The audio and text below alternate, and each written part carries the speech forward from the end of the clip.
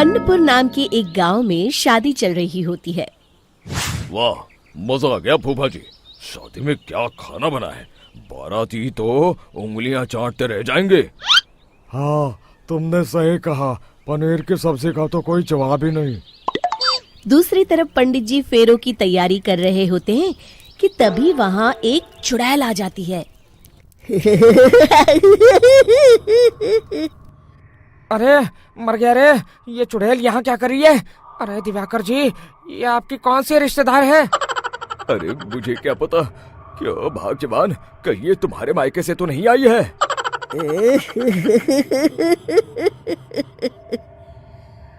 तुम लोगों की इस गांव में बारात लाने की हिम्मत कैसे हुई? मेरे रहते इस गांव में किसी की शादी नहीं हो सकती। अब तुम लोग देखो मैं क्या करती हूँ। अरे मर गया रे, मैंने सुना है ये जबान की पक्की है। भागो रे भागो, वरना ये चुड़ैल किसी को नहीं छोड़ेगी। हाँ, तुम सही कहते हो मोहन भाई, यहाँ से भाग लेने में ही हम सबकी भलाई है। देखते ही देखते शादी के मंडप में भगदड़ मच जाती है और चुड़ैल सब कुछ उजाड़ कर रख देती है। फिर एक दिन मोहन की शादी तय हो जाती है।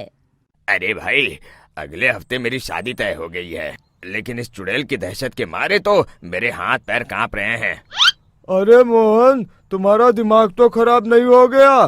तुम अपने साथ साथ हम सब गांव वालों को भी बलि का बकरा बनाना चाहते हो?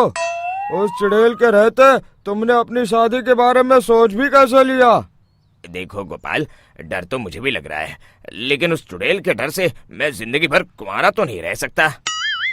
तभी वहाँ मोहन के होने वाले ससुर आ जाते हैं। अरे ससुर जी, आप?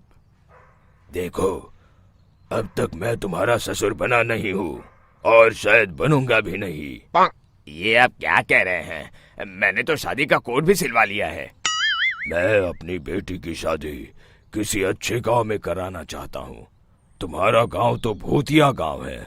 मैं तो क्या, अब तो कोई भी अपनी लड़की इस गांव वालों को नहीं देगा। इस तरह चुड़ैल के डर से उस गांव में किसी की भी शादी नहीं हो पाती।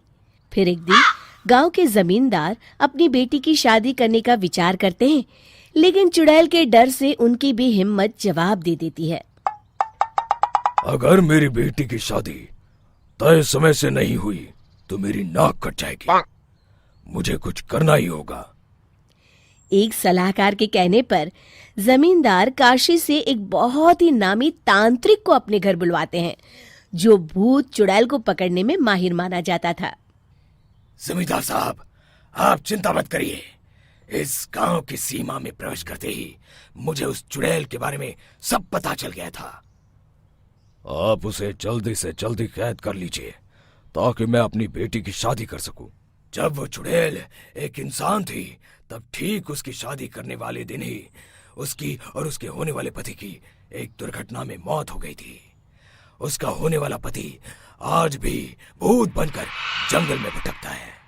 इसलिए जब तक चुड़ैल की शादी नहीं हो जाएगी, वो किसी और की भी शादी नहीं होने देगी। ये आप क्या कह रहे हैं?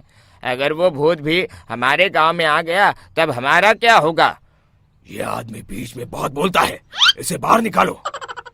उसके बाद तांत्रिक बताते हैं कि अगर उस भूत के साथ चुड़ैल की शादी करा दी जाए तो वो चुड़ैल हमेशा हमेशा के लिए उस गांव को छोड़कर चली जाएगी। जमींदार साहब, आप अपनी बेटी की शादी की तैयारी शुरू कर दीजिए। मैं कुछ गांव वालों को अपने साथ लेकर उस भूत को ढूंढने जंगल की ओर जाता हूँ।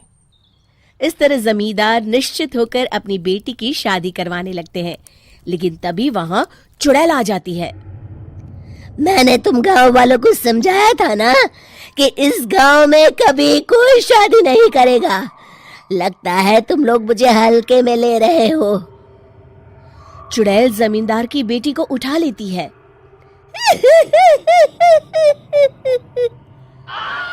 अब देखती हूँ बिना दुल्हन के तुम लोग शादी कैसे करोगे। मैं इसे अपने साथ ले जा रही हूँ। छोड़ मुझे, पिताजी, मुझे बचाइए। अरे कोई मेरी बेटी को बचाओ। तभी तांत्रिक उस भूत को लेकर वहां पहुंचता है। अरे भाग्यवान, रुको, इन मासूमों को परेशान मत करो, मैं आ गया हूँ, अब तुम मेरे साथ चलो। चुड़ैल बहुत खुश हो जाती है। आप आ गए, चलिए अब हम मंदिर में चलकर शादी कर लेते हैं। अरे अरे अरे अरे, ये क्या कह रही हो? मंदिर में जाके दोबारा मरना है क्या? चलो, आज से हम जंगल में रहेंगे। चुड़ैल चली गई, अब मेरी शादी हो जाएगी। इस तरह सभी गांव वाले खुशी से झूमने लगते हैं। Subscribe to my channel and also press this bell icon so you can get latest video notifications. And this is